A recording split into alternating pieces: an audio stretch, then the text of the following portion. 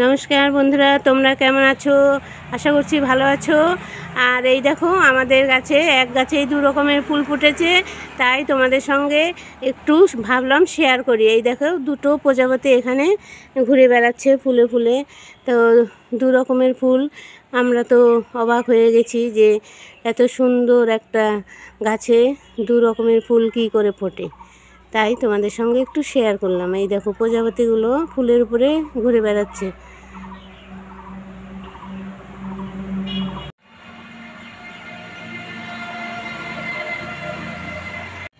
বন্ধুরা, আজকে সকালটা তোমাদেরকে ফুল দিয়ে শুরু করলাম।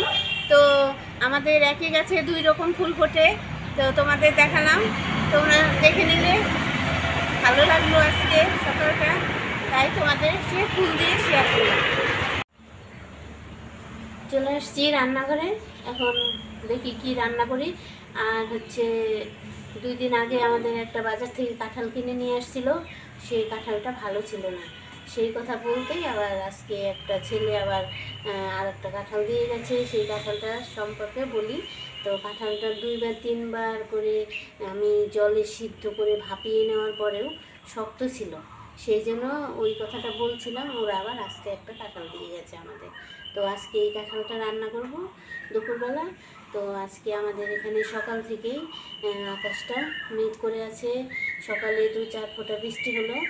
আর আকাশের মতোই আমাদের মানুষের জীবনটাও আকাশের মতোই, কখনো বা রোদ উজ্জ্বল, আবার কখনো বা মেঘে, কালো মেঘে ঢেকে থাকে।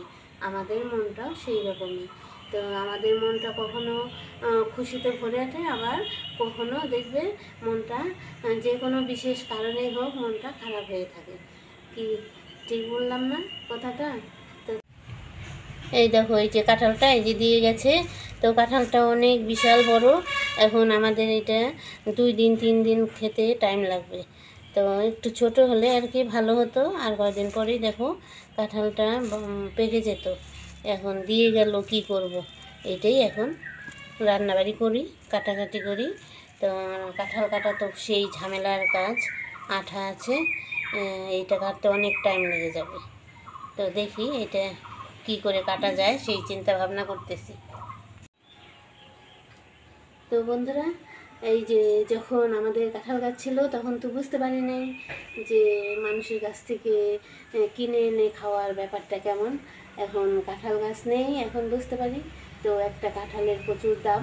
তো সেইভাবে আর এখন খাওয়া হয় না, ওই অল্প কিছু আর কি 2-1টা করে কিনে আনে খাই।